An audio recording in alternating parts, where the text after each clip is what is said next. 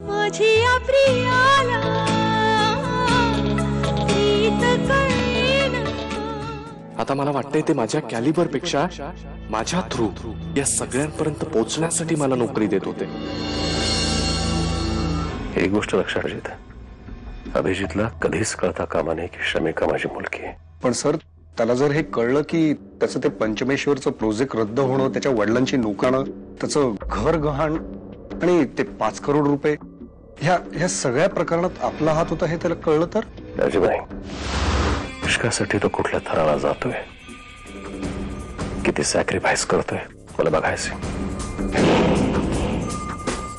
तशीच वेळ आली ना तर मी त्याच्या पाठी उभा राहीन, लागेल ती मदत करेन मी त्याला। मला या माणसाविषयी काही नीट माहिती नाहीये। हे सगळं त्याने का केलं, काय हेतून केलं हे सुद्धा माहिती नाहीये। आणि जर तो स्वतःला 20 वर्ष ठेवू शकतो तर मी त्याच्या या प्रयत्नांना 20 मिनिटात संपवून टाकणार आहे। अनिरुद्ध राजे हे नाव बदलून मी RD सरपोतदार हे नाव घेतलं, कारण अचानक जर माझ्या समोर कोणी माझ्या ओळखीचं आलं तर माझा हेतू साध्य होईपर्यंत त्याला माझी ओळख पटू नये म्हणून। अजदेश हेतू फक्त एकच, त्या बाईला, संध्या राजेला उद्ध्वस्त करणं। मी 20 वर्षापूर्वी जे काही केलं त्याचे जे फोटोग्राफ्स नीनाकडे आहेत ते नीनाने कुठे ठेवले? तो जो माणूस मला फोन करतोय ना, मी माझा फोन टॅप करून पाहिला, नंबर ट्रेस करून पाहिलाय, पण ती व्यक्ती कोण आहे, कुठून फोन करते काहीच कळत नाही मला ना या काळजीने झोप उडायची। अगं, तुझी दुसऱ्या घराची खरंच व्यवस्था झालीये का? नाही तर इथेच राहा ना। असंही आज हे घर आमच्या नावावर आहे ते फक्त तुझ्यामुळे।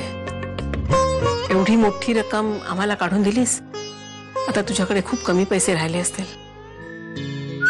बरं अभि, प्रियाने सांगितलं मला सगळं, तू किती मेहनत घेऊन तिला जागा मिळवून दिलीस ते।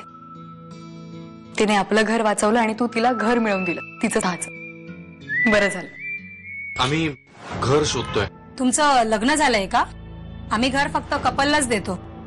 अभि, अरे लक्ष कुठे आहे तुझं? कसला विचार करतो तू? तुझे डॅड? माझे डॅड? ते कसं काय आठवले तुला मध्येच? नाही, ते प्रियाचं तिच्या डॅडशी पटत नाही ना, ते। तुला खरं सांगू का, मला असं वाटतं त्या दोघांनी एकत्र समोरासमोर बसून शांतपणे बोलावं सगळं। इतक्या जवळजवळ नका लावू मला, आपल्याला सगळ्या घरात पुरवायचं। सगळ्या भिंती फुलांच्या माळाने सजल्या पाहिजे, ओके? आणि एकही भिंत सोडू नका, फुलं कमी पडत असेल तर माझ्याकडून पैसे घ्या आणि फुलं आणा, हा? मामी प्लीज, मीच सांगितलं त्याला। मामी प्लीज, तू हे असं मन मारून जगतेस ना, मला कसं तरी होतं ग। आम्ही या घरात जर मी कोणाला मानत असेल फक्त तू आहे, माहितीये ना, माझं ऐकणार नाही। तुला सगळं कळतं, पण मग एवढंच का नाही कळत की तू अभिजित आणि मी एकत्र आलो पाहिजे, हो ना?